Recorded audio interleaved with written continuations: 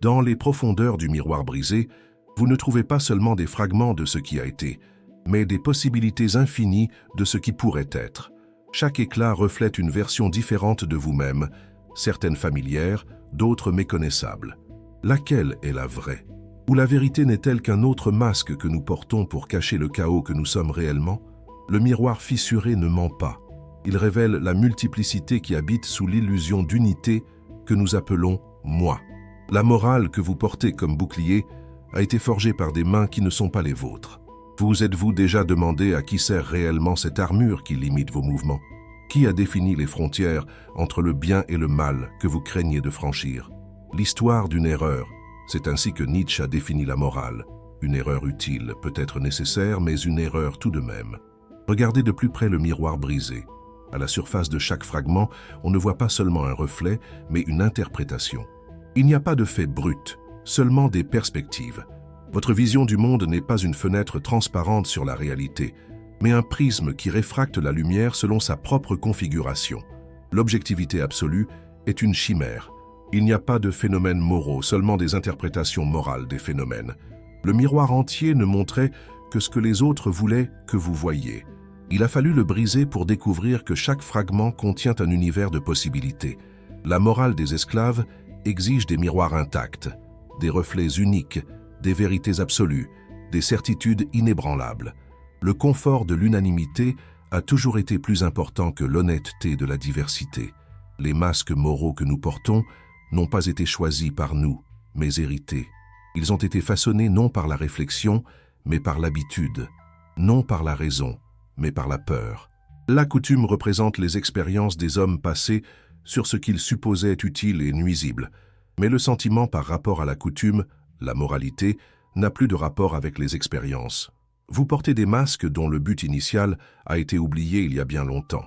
Mais que se passe-t-il lorsque vous ramassez un éclat et osez regarder sous un autre angle? Ce qui semblait autrefois être une vertu révèle son origine dans la peur. Ce que l'on appelait péché se montre comme une force vitale réprimée. Les masques du bien et du mal tombent, révélant des visages plus anciens, plus vrais, au-delà du bien et du mal. La généalogie de la morale est un rétroviseur qui révèle des origines troublantes pour nos certitudes les plus fermes. Dans ce nouveau regard, la compassion apparaît non seulement comme une vertu, mais aussi comme une faiblesse possible. La justice se révèle non comme un principe absolu, mais comme un accord entre des pouvoirs équivalents. La vérité se montre non comme une correspondance avec la réalité, mais comme une métaphore utile. Qu'est-ce donc que la vérité? Une armée mobile de métaphores, de métonymie, d'anthropomorphisme. Avez-vous déjà ressenti le poids du masque moral que vous avez été contraint de porter, comme il vous étouffe lentement, comme il empêche votre vrai visage de respirer, comme il transforme des expressions authentiques en grimaces acceptables? Le masque du devoir est particulièrement lourd. Tu dois est l'imposition de la morale du troupeau, la négation de votre singularité créatrice. L'homme qui se crée lui-même commence par arracher ses masques, non pour révéler un visage vrai caché derrière eux, car il n'y a pas de visage original, mais seulement de nouveaux masques qu'il sculpte lui-même. La différence est que maintenant il reconnaît les masques comme ses propres créations, et non comme des impositions externes. Deviens qui tu es, non comme la découverte d'une essence prédéterminée, mais comme la création continue de soi-même.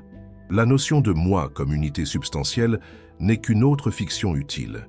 Le moi est une pluralité de forces de type personnel, dont tantôt l'une, tantôt l'autre, se met au premier plan et regarde les autres comme un sujet, regarde un objet qui lui est extérieur, un monde extérieur influent et déterminant. Votre moi est une société d'impulsion en constante négociation. Le miroir brisé n'est pas une tragédie, mais une libération. Chaque fragment offre une perspective. Aucune n'est plus vraie que l'autre. La vérité n'est pas découverte mais créée. Ce n'est pas un territoire à cartographier, mais un monde à inventer. Le perspectivisme nietzschéen n'est pas un relativisme simpliste où toutes les opinions se valent, c'est la reconnaissance que toute connaissance naît d'une perspective particulière, avec ses propres présupposés, valeurs et limitations. Combien de fois vous êtes-vous demandé si vos valeurs les plus sacrées vous appartiennent réellement, si le bien que vous poursuivez et le mal que vous évitez ont été choisis par vous ou hérités sans questionnement? La généalogie de la morale révèle des origines troublantes pour nos certitudes les plus fermes. Le bien et le mal ne sont pas des catégories absolues, mais des concepts historiques, psychologiques, avec une genèse souvent ignoble. Les notions de bien et de mal comme opposés absolus sont des inventions relativement récentes. Avant, il y avait le noble et le méprisable, des catégories esthétiques non morales. Le noble évaluait à partir de lui-même, de manière affirmative. Ceci est bon, c'est-à-dire noble, puissant, beau, et par conséquent, cela est mauvais, vulgaire, faible, laid. Il n'y avait pas de ressentiment, de négation, de non comme principe créateur. Le masque de la moralité traditionnelle n'a pas été modelé par les forts pour opprimer les faibles, comme on pourrait naïvement le penser. Il a été créé par les faibles pour se protéger des forts, transformant leur impuissance en vertu, leur lâcheté en prudence, leur incapacité à se venger en pardon. La morale est la grande vengeance de ceux qui sont incapables d'agir directement. Leur arme est le jugement, leur force est le nombre, leur victoire est la domestication de l'animal humain. La morale d'esclave naît du ressentiment. Ce sentiment venimeux qui surgit lorsque le désir de vengeance ne trouve pas d'issue dans l'action. Incapable de répondre directement à l'offense, le ressenti crée un monde imaginaire où les valeurs sont inversées.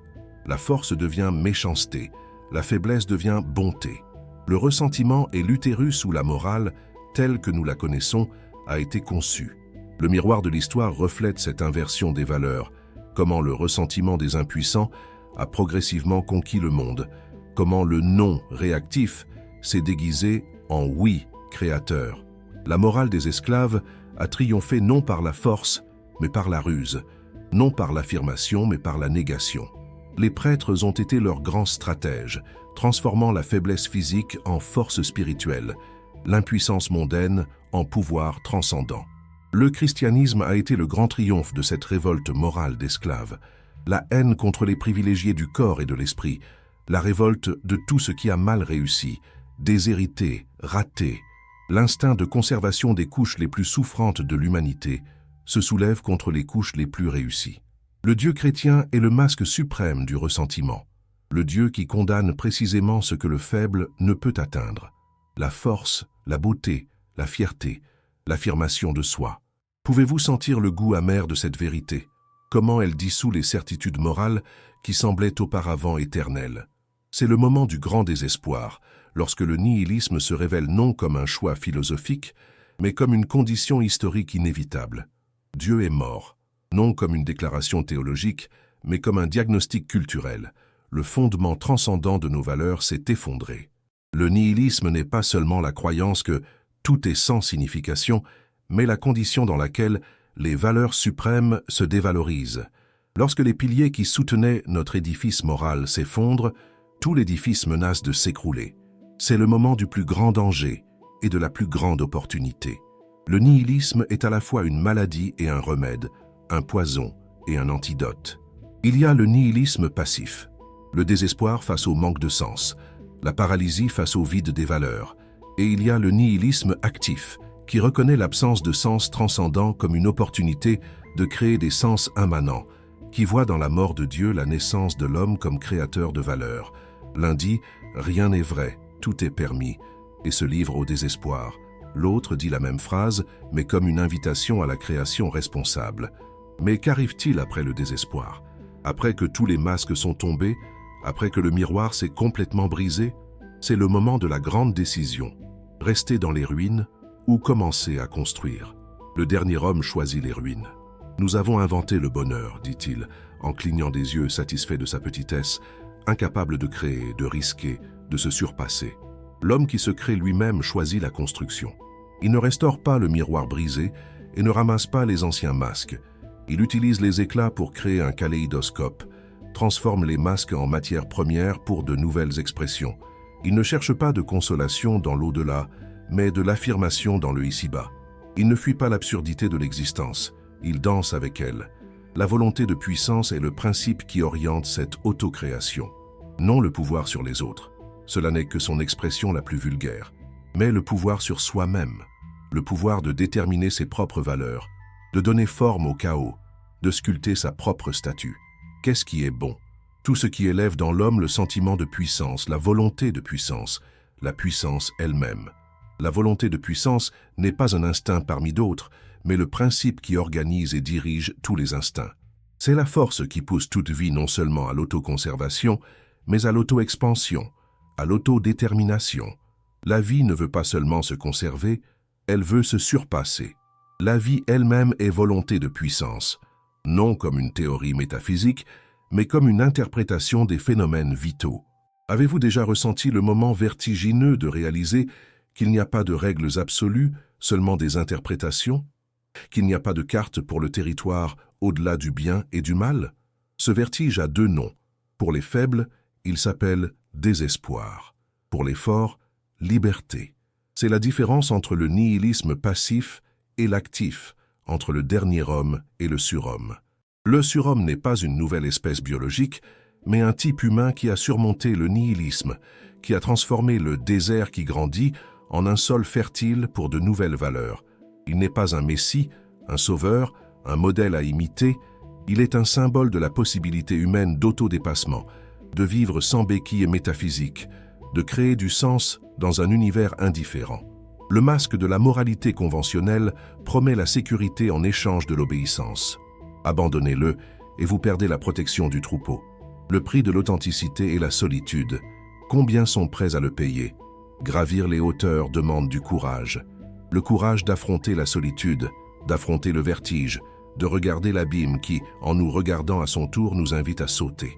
Le pathos de la distance est le sentiment qui sépare le noble du vulgaire, non par la naissance ou la position sociale, mais par la disposition spirituelle. Le noble affirme la différence, célèbre la hiérarchie des valeurs, reconnaît que tous les modes de vie n'ont pas la même valeur, non par décret divin ou loi naturelle, mais par création humaine, trop humaine. Le miroir social ne reflète l'approbation que pour ceux qui se conforment. Brisez-le, et vous deviendrez invisible aux yeux du commun, ou pire, monstrueux. Le créateur de nouvelles valeurs doit être préparé à être incompris, calomnié, craint. Celui qui combat avec des monstres doit prendre garde à ne pas devenir lui-même un monstre. Et quand tu regardes longtemps dans un abîme, l'abîme regarde aussi en toi. La solitude est le prix de l'authenticité, pas nécessairement la solitude physique, mais la solitude spirituelle de celui qui pense par lui-même, de celui qui crée ses propres valeurs. Pour vivre seul, il faut être un animal ou un dieu, dit Aristote. Il manque le troisième cas. Il faut être les deux, un philosophe. Le philosophe comme un pont entre l'animal et le divin, entre la nature et la culture, entre l'instinct et l'intellect. Mais qu'est-ce que cette création de valeurs au-delà du bien et du mal? Ce n'est pas simplement inverser la morale existante, en appelant bon ce qui était auparavant mauvais. Ce n'est pas le libertinage du « tout est permis ». C'est quelque chose de plus subtil, de plus difficile, c'est reconnaître que les valeurs ne sont pas découvertes, mais créées. Elles ne sont pas universelles, mais perspectives. C'est assumer la responsabilité de l'évaluation, du jugement, de la hiérarchisation. La transvaluation de toutes les valeurs n'est pas seulement une inversion, mais un changement dans la nature même de l'évaluation. Il ne s'agit pas seulement de nouvelles valeurs, mais d'une nouvelle manière de créer des valeurs, non réactives, mais actives, non à partir du ressentiment, mais de l'abondance, non du « tu dois », mais du « je veux ». C'est le passage de la morale à l'éthique, de l'obéissance à la législation autonome. Le miroir brisé révèle qu'il n'y a pas un seul reflet vrai, mais de multiples perspectives également valables. Il n'y a pas de faits, seulement des interprétations. Il n'y a pas un seul chemin vers la vertu, mais des possibilités infinies d'excellence. Le perspectivisme nietzschéen n'est pas un relativisme moral. C'est la reconnaissance que toute évaluation naît d'une perspective déterminée, avec ses propres présupposés, valeurs et limitations. Il n'y a pas de phénomènes moraux, seulement des interprétations morales des phénomènes. La moralité n'est pas dans les actes, mais dans l'interprétation des actes. Le même geste peut être lu comme noble ou méprisable selon la perspective. La morale n'est pas une propriété des choses, mais une manière de voir les choses, un masque que nous plaçons sur le visage indifférent du monde. Le masque que vous choisissez de porter n'est plus une imposition, mais une expression. Il ne cache pas votre vraie nature, il révèle votre volonté créatrice. Chaque masque est une expérience, une exploration, une affirmation. Nous avons l'art pour ne pas mourir de la vérité, l'art comme modèle pour la vie. non comme une représentation du monde, mais comme une création du monde. Le monde comme une œuvre d'art, c'est la vision esthétique de l'existence que Nietzsche propose comme alternative à la vision morale. Ne pas juger la vie selon des catégories morales, mais l'apprécier selon des catégories esthétiques. Ne pas demander est-ce bon ou mauvais, mais est-ce beau ou laid, est-ce noble ou vulgaire, est-ce affirmatif ou négatif. L'esthétique comme dépassement de la morale. Avez-vous déjà ressenti le pouvoir enivrant de créer vos propres valeurs, de définir par vous-même ce qui est noble et ce qui est méprisable? C'est le moment où l'esprit devient enfant, innocent, oublieux, un nouveau commencement, un jeu, une roue qui tourne d'elle-même. C'est le troisième stade de la métamorphose de l'esprit, du chameau qui porte, au lion qui détruit, à l'enfant qui crée. Le chameau est l'esprit du poids, qui s'agenouille pour recevoir des charges, qui trouve la noblesse dans le fait de supporter, d'obéir, de vénérer. Tu dois est sa devise, la voix de la tradition, de la morale, de l'autorité. Le chameau est nécessaire. On apprend la discipline, le respect, la continuité. Mais rester chameau, c'est rester esclave. Le lion est l'esprit de la révolte, qui rugit son je veux contre le tu dois, qui détruit les tables des valeurs, qui crée de l'espace pour le nouveau en niant l'ancien. Le lion est nécessaire. On apprend la liberté, la critique, l'indépendance. Mais le lion ne peut que détruire. Il ne peut pas créer de nouvelles valeurs. L'enfant est l'esprit de la création, qui joue avec les valeurs comme avec des jouets, qui oublie le passé pour vivre pleinement le présent, qui affirme la vie sans avoir besoin de la nier d'abord. L'enfant est nécessaire. On apprend l'innocence, la création, l'affirmation. L'enfant est innocence et oubli, un nouveau commencement, un jeu, une roue qui tourne d'elle-même, un premier mouvement, un saint dire oui. Mais attention, la liberté au-delà du bien et du mal n'est pas pour tout le monde. Beaucoup, confrontés à l'abîme de la responsabilité totale, reculent horrifiés. Ils préfèrent la sécurité des vieilles tables de valeurs, même en sachant qu'elles sont arbitraires. L'homme est une corde tendue entre l'animal et le surhomme, une corde au-dessus d'un abîme. Peu ont le courage de danser sur cette corde. L'éternel retour est le test suprême de ce courage. Si un démon venait à vous et vous disait que cette vie exactement telle que vous l'avez vécue, avec chaque douleur et chaque joie, chaque pensée et chaque soupir, reviendra éternellement, le maudiriez-vous ou le béniriez-vous? Voudriez-vous cette vie exactement telle qu'elle est, répétée à l'infini? L'éternel retour n'est pas une théorie cosmologique, mais un impératif existentiel. Peu importe si l'univers revient réellement. Ce qui importe est de vivre comme si chaque instant devait revenir éternellement. C'est le poids le plus lourd. Si cette pensée s'emparait de vous, tel que vous êtes, elle vous transformerait et peut-être vous écraserait. Mais c'est aussi l'affirmation la plus profonde. Désirer que chaque instant revienne éternellement, c'est aimer la vie sans réserve. Amor fati, l'amour du destin, est l'expression maximale de cette affirmation.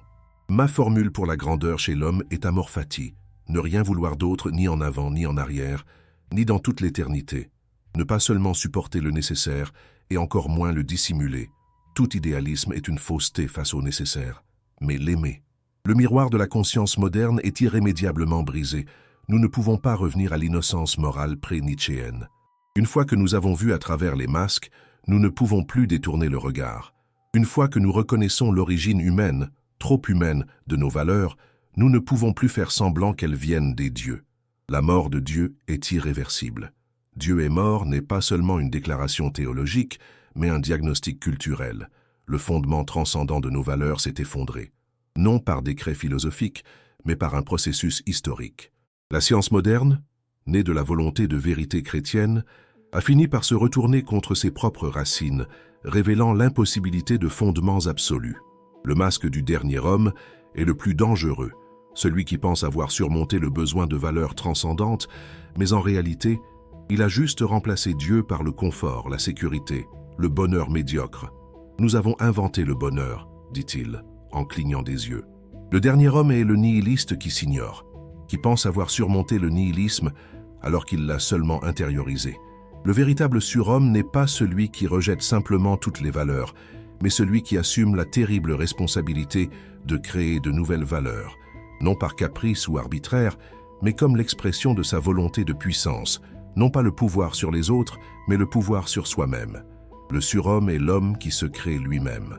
L'idéal ascétique, la négation de la vie au nom de valeurs prétendument supérieures, a été jusqu'à présent la grande stratégie pour faire face au nihilisme. L'homme a préféré vouloir le néant plutôt que de ne rien vouloir. Mieux vaut avoir un but, même si c'est la négation même de la vie, que de n'en avoir aucun. Mieux vaut servir un Dieu mort que d'affronter le vertige de la liberté. Pouvez-vous imaginer un monde où chaque individu est législateur de lui-même, où il n'y a pas de bien et de mal absolu, seulement le noble et le méprisable, définis par chaque créateur de valeur? Ce n'est pas un monde de chaos moral, mais de responsabilité radicale. Non pas l'abolition de toute hiérarchie, mais la reconnaissance que toute hiérarchie est une création humaine, non un fait divin ou naturel. La gai savoir, la science joyeuse, est la connaissance qui ne cherche pas de vérités absolues, mais des perspectives utiles, qui ne nie pas la vie au nom de la vérité, mais met la vérité au service de la vie, qui ne sépare pas la raison et la passion, mais reconnaît la passion derrière toute raison. C'est la connaissance qui danse, qui rit, qui chante, qui affirme la vie même en reconnaissant sa nature tragique. Le tragique n'est pas du pessimisme, mais l'affirmation de la vie malgré ou à cause de son caractère terrible. Dire oui à la vie, même dans ses problèmes les plus étranges et les plus durs. La volonté de vivre se réjouissant de sa propre inépuisabilité à travers le sacrifice de ses types les plus élevés, c'est ce que j'ai appelé dionysiaque.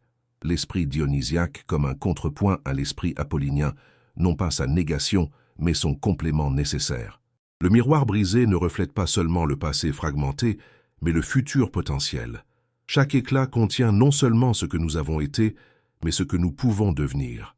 L'histoire n'est pas seulement ce qui s'est passé, mais ce que nous choisissons de faire avec ce qui s'est passé. Le passé n'est pas immuable. Son interprétation, sa signification, sa valeur sont toujours en jeu. La volonté ne peut pas vouloir en arrière. Elle ne peut pas changer ce qui a été.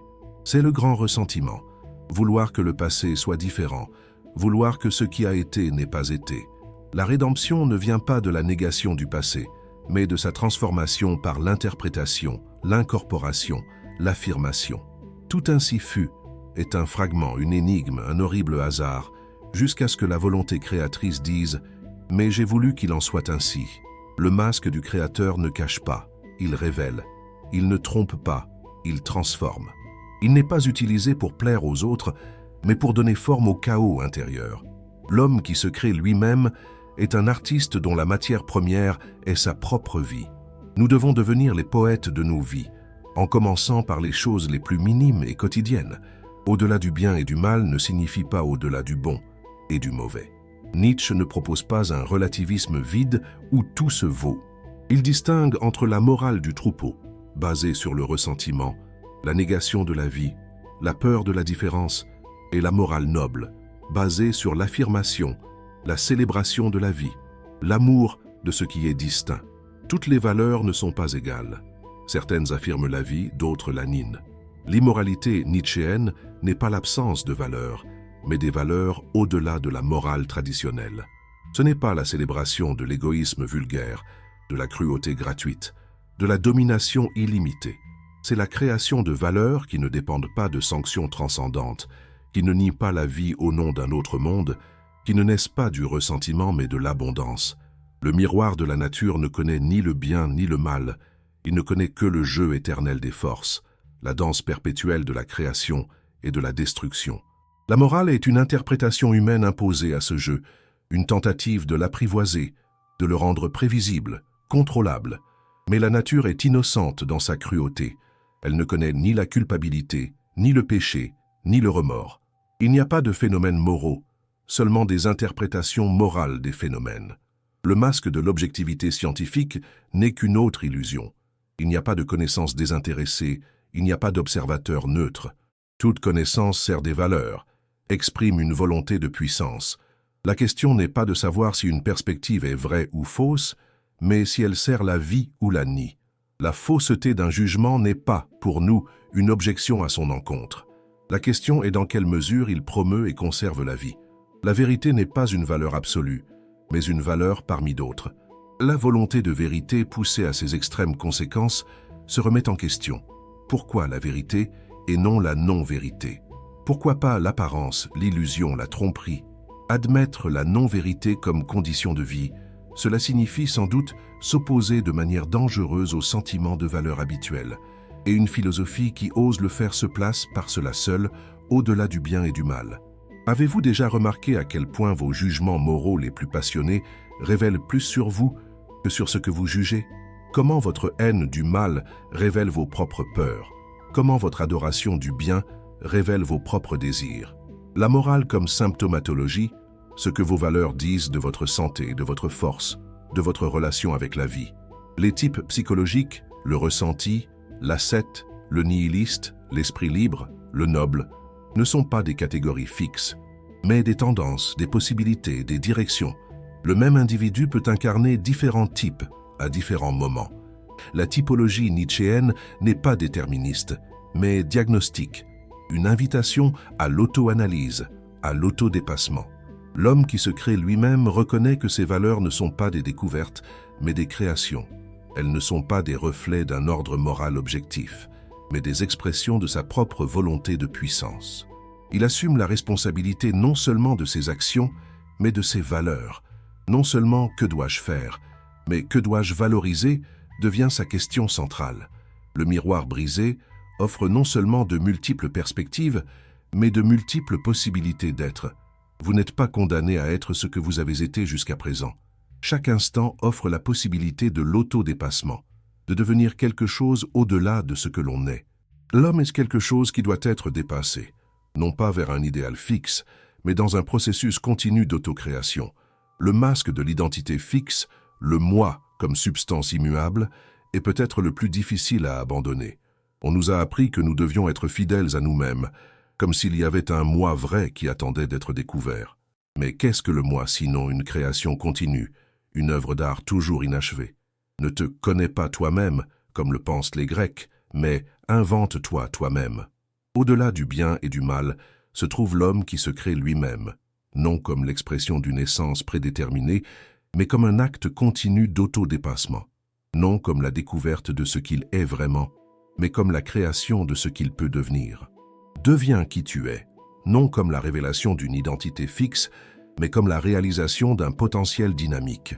Avez-vous déjà ressenti l'appel à cette aventure dangereuse? Ce voyage sans carte à travers le territoire inexploré, au-delà des catégories morales familières? Peu ont le courage de l'entreprendre. La plupart préfèrent la sécurité des vieilles réponses, même en sachant qu'elles sont inadéquates. Vivre dangereusement est la devise de l'esprit libre. Non par amour du danger en soi, mais par amour de la vie dans sa plénitude. Le miroir de la société reflète l'approbation pour ceux qui suivent les règles établies. Mais le créateur de valeur doit être prêt à être vu comme un monstre, comme une menace, comme un fou. Il faut avoir du chaos en soi pour pouvoir accoucher d'une étoile qui danse. L'ordre émerge du chaos, la forme de l'informe, le sens de l'absurdité, mais seulement pour ceux qui ont le courage de plonger dans l'abîme. Le masque du conformisme moral offre l'acceptation sociale, l'appartenance, la compréhension mutuelle. L'abandonner signifie risquer la solitude, l'incompréhension, l'ostracisme. C'est le prix que peu sont prêts à payer pour l'authenticité. L'individu a toujours été, et l'est de plus en plus, quelque chose qui doit être dépassé. Les esprits vraiment libres et audacieux ne peuvent jamais se sentir à l'aise dans la société. Mais qu'est-ce que cette authenticité sinon la fidélité à sa propre volonté créatrice?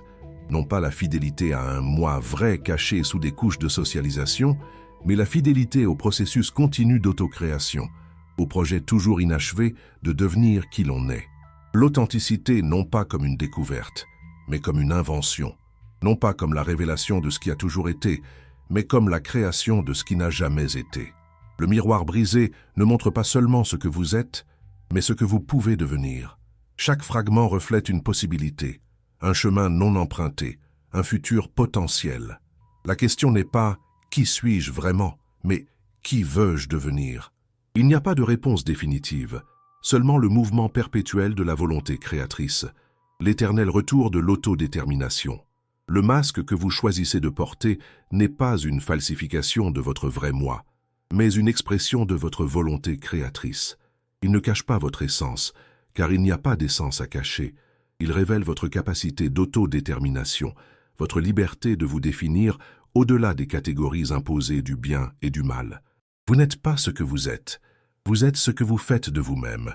Dans les profondeurs du miroir brisé, vous ne trouvez pas seulement des fragments de ce qui a été, mais des possibilités infinies de ce qui pourrait être. Et dans ce kaléidoscope de perspectives, dans ce jeu infini de masques, vous découvrez que la vraie liberté ne réside pas dans le fait de se retrouver, mais dans le fait de se créer au-delà du bien et du mal.